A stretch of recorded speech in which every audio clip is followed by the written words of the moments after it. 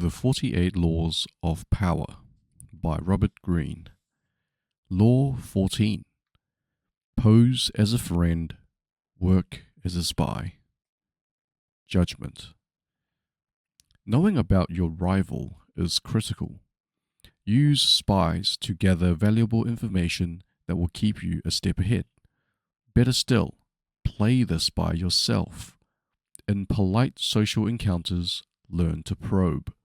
Ask indirect questions to get people to reveal their weaknesses and intentions. There is no occasion that is not an opportunity for artful spying. Observance of the law. Joseph Devine was undoubtedly the greatest art dealer of his time. From 1904 to 1940, he almost single-handedly monopolized America's millionaire art collecting market. But one prize plum eluded him, the industrialist Andrew Mellon. Before he died, Devine was determined to make Mellon a client. Devine's friends said this was an impossible dream. Mellon was a stiff, taciturn man. The stories he had heard about the congenial, talkative Devine rubbed him the wrong way. He made it clear he had no desire to meet the man. Yet, Devine told his doubting friends, "Not only will Mellon buy from me, but he will buy only from me." For several years, he tracked his prey, learning the man's habits, tastes, phobias. To do this, he secretly put several of Mellon's staff on his own payroll, worming valuable information out of them. By the time he moved into action, he knew Mellon about as well as Mellon's wife did. In 1921, Mellon was visiting London and staying in a palatial suite on the third floor of Claridge's Hotel. Devine booked himself into the suite just below Mellon's, on the second floor. He had arranged for his valet to befriend Mellon's valet, and on the fateful day he had chosen to make his move, Mellon's valet told Devine's valet, who told Devine that he had just helped Mellon on with his overcoat, and that the industrialist was making his way down the corridor to ring for the lift. Devine's valet hurriedly helped Devine with his own overcoat.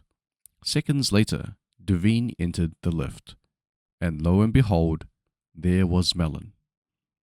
"How do you do, Mr. Mellon?" said Devine, introducing himself. "I am on my way to the National Gallery to look at some pictures." How uncanny. That was precisely where Mellon was headed. And so, Devine was able to accompany his prey to the one location that would ensure his success.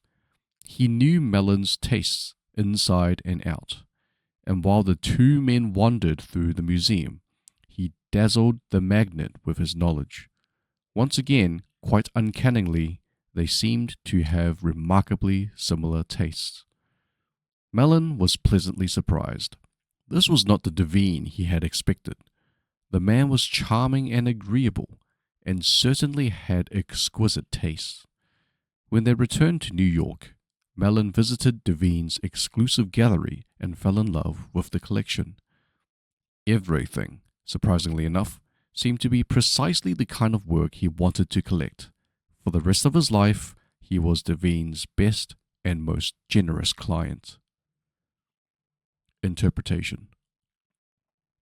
A man as ambitious and competitive as Joseph Devine left nothing to chance. What's the point of winging it, of just hoping you may be able to charm this or that client? It's like shooting ducks blindfolded. Arm yourself with a little knowledge and your aim improves. Mellon was the most spectacular of Devine's catches, but he spied on many a millionaire. By secretly putting members of his client's household staff on his own payroll, he would gain constant access to valuable information about their master's comings and goings, changes in taste, and other such tidbits of information that would put him a step ahead.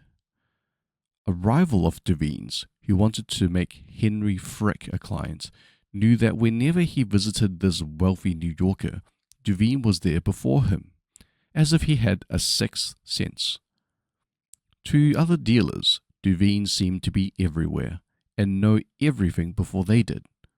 His powers discouraged and disheartened them, until many simply gave up going after the wealthy clients who could make a dealer rich. Such is the power of artful spying. It makes you seem all-powerful, clairvoyant. Your knowledge of your mark can also make you seem charming. So well can you anticipate his desires. No one sees the source of your power, and what they cannot see, they cannot fight. Keys to power. In the realm of power, your goal is a degree of control over future events. Part of the problem you face, then, is that people won't tell you all their thoughts, emotions, and plans. Controlling what they say, they often keep the most critical parts of their character hidden, their weaknesses, ulterior motives, obsessions. The result is that you cannot predict their moves and are constantly in the dark. The trick is to find a way to probe them, to find out their secrets and hidden intentions without letting them know what you are up to. This is not as difficult as you might think.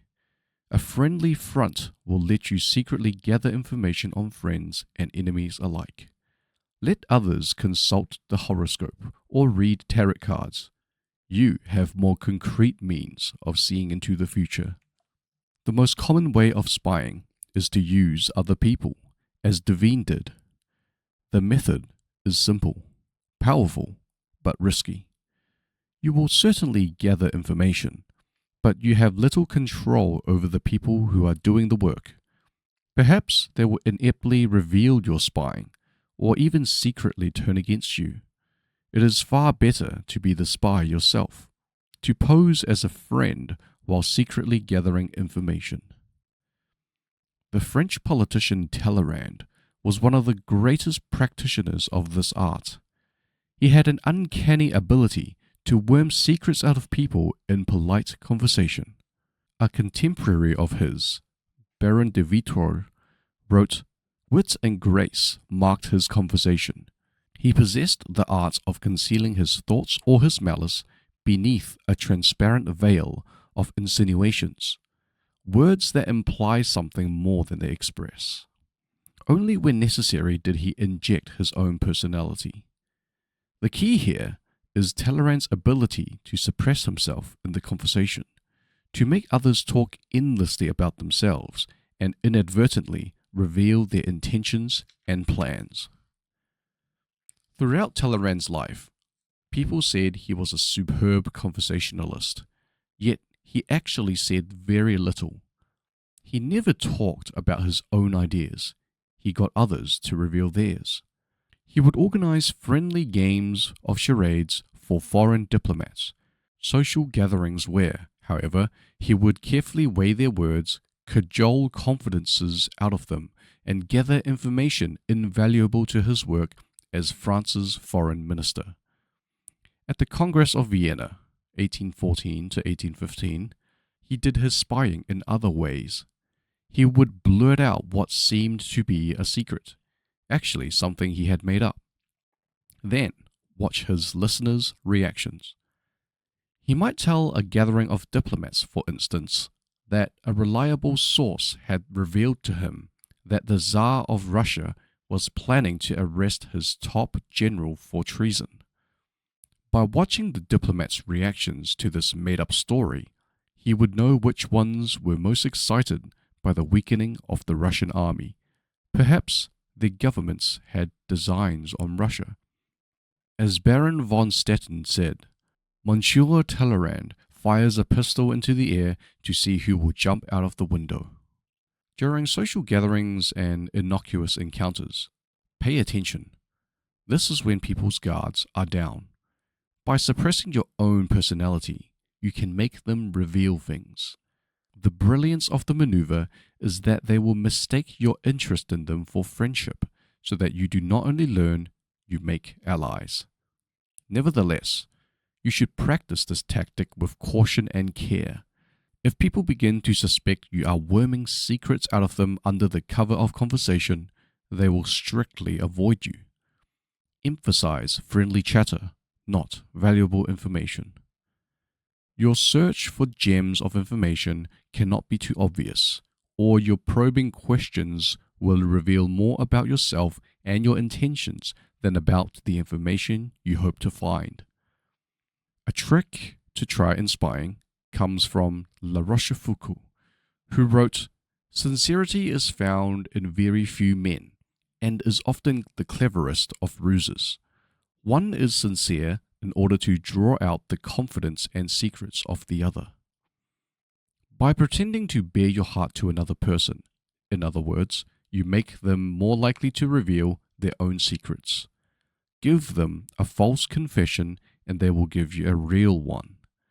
Another trick was identified by the philosopher Arthur Schopenhauer, who suggested vehemently contradicting people you're in conversation with as a way of irritating them, stirring them up so that they lose some of the control over their words.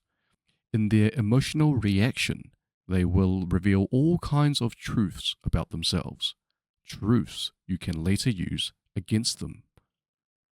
Another method of indirect spying is to test people, to lay little traps that make them reveal things about themselves. Chosroes II, a notoriously clever 7th century king of the Persians, had many ways of seeing through his subjects without raising suspicion. If he noticed, for instance, that two of his courtiers had become particularly friendly, he would call one of them aside and say he had information that the other was a traitor, and would soon be killed. The king would tell the courtier he trusted him more than anyone, and that he must keep this information secret. Then he would watch the two men carefully. If he saw the second courtier had not changed in his behavior toward the king, he would conclude that the first courtier had kept the secret, and he would quickly promote the man, later taking him aside to confess, "I meant to kill your friend because of certain information that had reached me, but when I investigated the matter, I found it was untrue." If, on the other hand, the second courtier started to avoid the king, acting aloof and tense, Chosroes would know that the secret had been revealed. He would ban the second courtier from his court, letting him know that the whole business had only been a test, but that even though the man had done nothing wrong, he could no longer trust him. The first courtier, however, had revealed a secret, and him Chosroes would ban from his entire kingdom. It may seem an odd form of spying that reveals no empirical information but a person's character. Often, however, it is the best way of solving problems before they arise. By tempting people into certain acts, you learn about their loyalty, their honesty, and so on. And this kind of knowledge is often the most valuable of all. Armed with it, you can predict their actions in the future. Reversal. Information is critical to power, but just as you spy on other people, you must be prepared for them to spy on you. One of the most potent weapons in the battle for information, then, is giving out false information. As Winston Churchill said, "Truth is so precious that she should always be attended by a bodyguard of lies." You must surround yourself with such a bodyguard so that your truth cannot be penetrated. By planting the information of your choice, you control the game. In 1944, the Nazis' rocket bomb attacks on London suddenly escalated. Over 2,000 V1 flying bombs fell on the city, killing more than 5,000 people and wounding many more. Somehow, however, the Germans consistently missed their targets. Bombs that were intended for Tower Bridge or Piccadilly would fall well short of the city, landing in the less populated suburbs. This was because, In fixing their targets, the Germans relied on secret agents they had planted in England. They did not know that these agents had been discovered, and that in their place, English-controlled agents were feeding them subtly deceptive information. The bombs would hit farther and farther down from their targets every time they fell. By the end of the campaign, they were landing on cows in the country. By feeding people wrong information, then, you gain a potent advantage. While spying gives you a third eye, disinformation puts out one of your enemy's eyes. A cyclops, he always misses his target.